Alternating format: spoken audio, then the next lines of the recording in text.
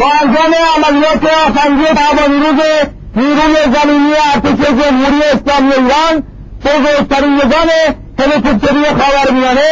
سومین مرحله آزمایش بزرگ پیروان ولایت آغاز شد. بازداشت‌های هوانیروز نیروی زمینی ارتش جمهوری اسلامی ایران نظام‌های پیاده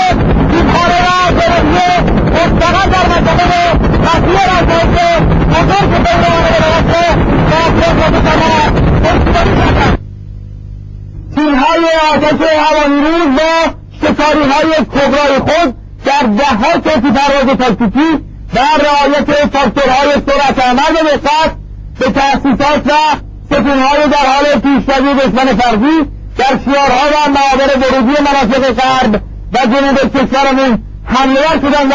پیشه‌هایی از توانمندی‌های عملیاتی و رزمی خودشون رو در اجرای مأموریت‌های دشوار ارائه کردند.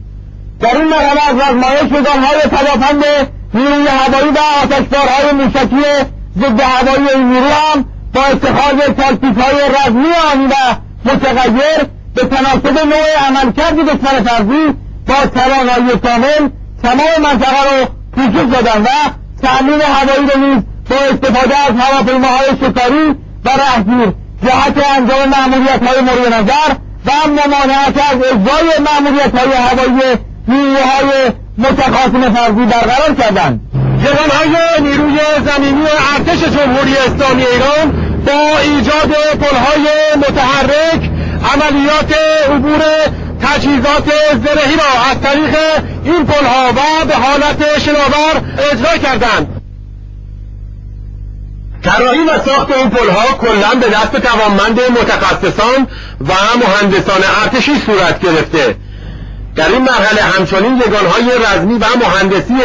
نیروی زمینی ارتش جمهوری اسلامی ایران راههای صعب العبور منطقه را با سرعت عمل بسیار بالا هموار کردند تا سراسر منطقه رزمایش برای دسترسی یگانهای مختلف به عمق مواضع دشمن فرضی و اجرای عملیات گسترده هموار شود.